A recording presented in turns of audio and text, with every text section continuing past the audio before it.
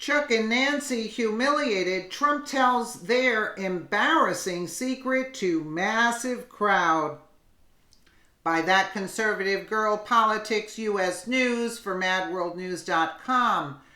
Two of the most powerful Democrats were humiliated on Tuesday evening when President Donald Trump spoke to an enthusiastic crowd of his supporters in Nashville, Tennessee.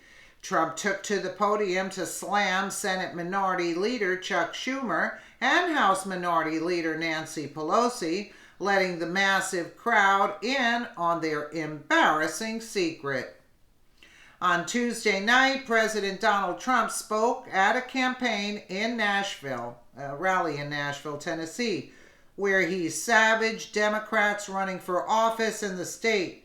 Trump specifically called Marsha Blackburn's Democratic opponent an absolute tool of Chuck Schumer, and referred to House Minority Leader Nancy Pelosi as an MS-13 lover. President Donald Trump lambasted Chuck and Nancy and told supporters in Tennessee at a rally on Tuesday that Democratic Senate candidate Phil Bredesen would do the bidding of Democratic congressional leaders. Trump was in Nashville to campaign for Bredesen's Republican opponent, Representative Marsha Blackburn, in the race to replace the retiring Senator Bob Corker. "I've never heard of this guy. Who is he? Who is he?" Trump said of Bredesen. "He's an absolute total tool of Chuck Schumer. He's a tool of Chuck Schumer and, of course, the MS-13 lover, Nancy Pelosi," source CNN. "She loves MS-13, Trump said of Pelosi. "Can you imagine? Remember, I said they're animals, and she said, 'How dare you say that? How dare you say that? Have you seen what they've done?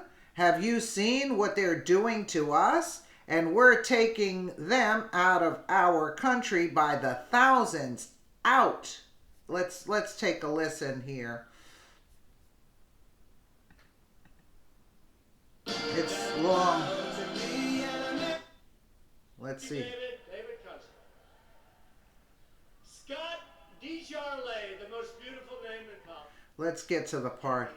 Are begrudgingly admitting this, that has done what we've done in the first year and a half. We know that. Bredesen donated a lot of money to the campaigns of Barack Obama and Hillary Clinton. That's all you need to know. Crooked Hillary. That's it.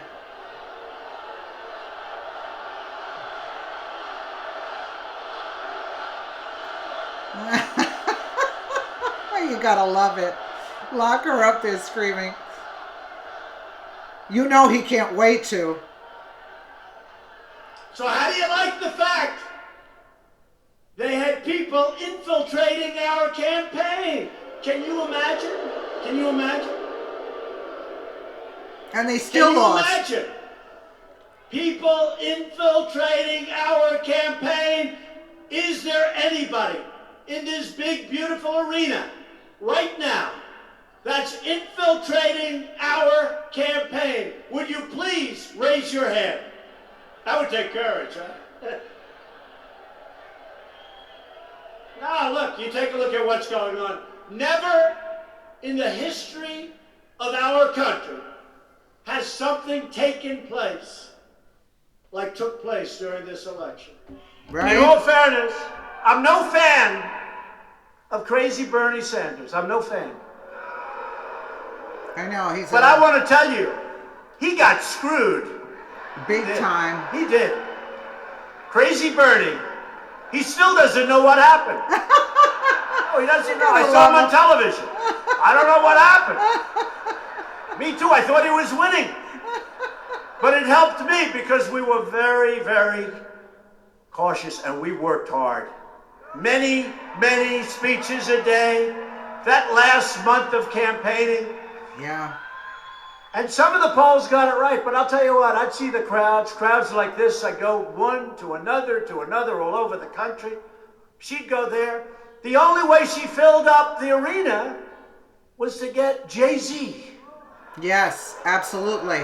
Or Beyonce. And his language was so filthy. Yes. That it made me like the most clean-cut human being on earth. Absolutely, and you know that's bad for a New Yorker. You gotta love this man. He'd stand up there before those crowds. And by the way, without any musical instruments, I had much bigger crowds than he was drawing. But, you think? But he'd stand up before those crowds, and he'd use the F word. Yeah. And Hillary would sit back, hey, oh, I'm in trouble. I'm in trouble. Oh, please don't have him use that kind of language anymore. And then he'd finish, and everybody would leave. And she'd be standing up, making a speech to 400 people. Wow, that I didn't know. But Phil Bredesen supported her, and he supported her ideas. He opposes the border wall. We need a wall. We're going to get the wall. We've already started doing it.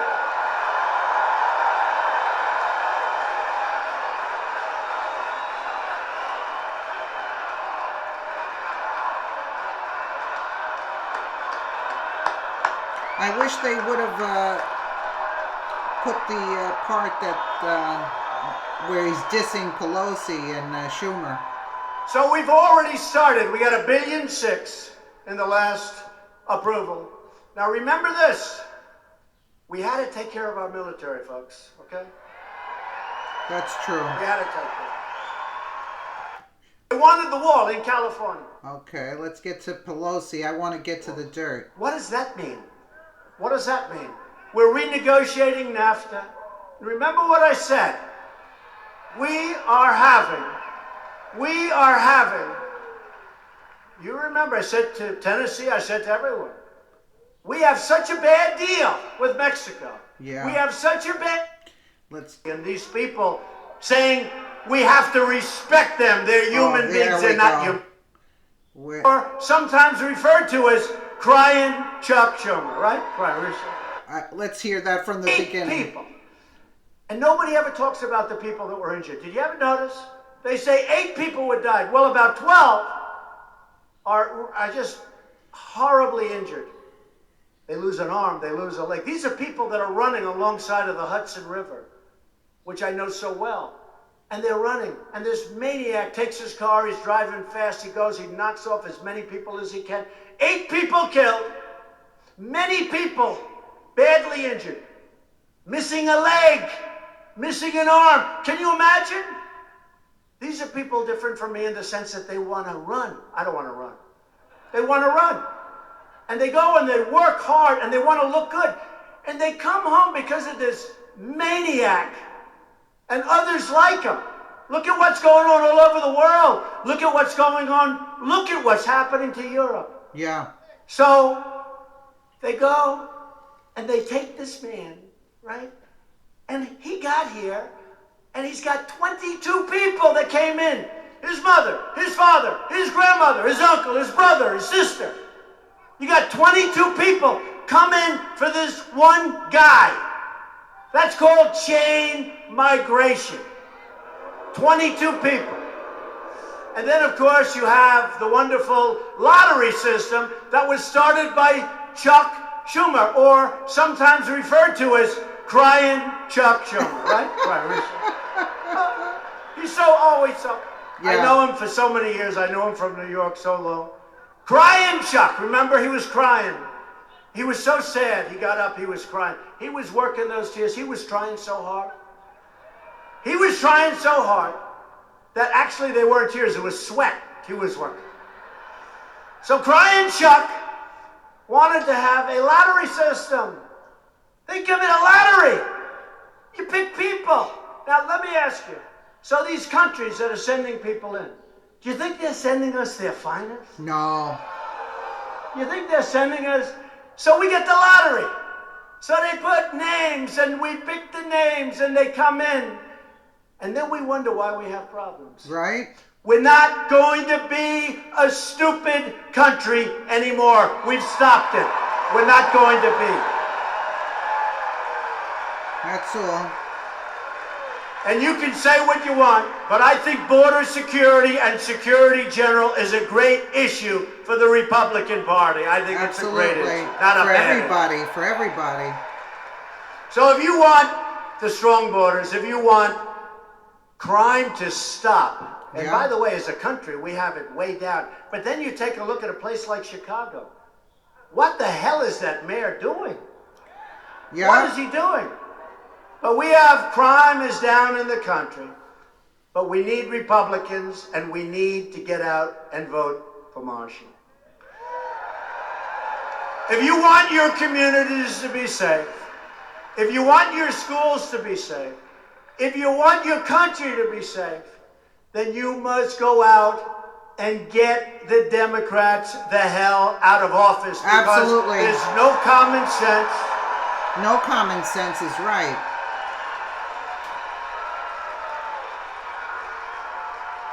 And we're going to defend our borders, and we're going to fight hard on crime. Absolutely. We ran a little long, but okay. The mainstream media loves to act like Donald Trump has lost the support of his voter base, but clearly nothing could be further from the truth. The sheer size of the crowds he draws to his rallies in states across the nation suggest otherwise. Indeed, Trump is as popular as ever, as evidenced by the wild cheers he elicited on Tuesday night in Nashville. Trump's popularity is largely due to his fearlessness when it comes to calling out Democrats whose agenda is adversely affecting the very people who put them in office. Chuck Schumer and Nancy Pelosi have been in Washington for far too long. When you align yourself with a murderous gang like MS-13 instead of the president, it's safe to say you're doing more damage than good. Chuck and Nancy may not appreciate the fact that Trump repeatedly puts them in their places, but the president's supporters sure do, and it will be one of the reasons he wins the White House once again in 2020. Absolutely. If you get the Democrats in, we don't have a country. If they're sticking up for MS-13, I just read a little bit about what they do. I couldn't even stomach the rest of it. I had to just glance over the article. I couldn't even take what I was reading. Let me know what you guys think in the comments below. And again, thank you so much for watching.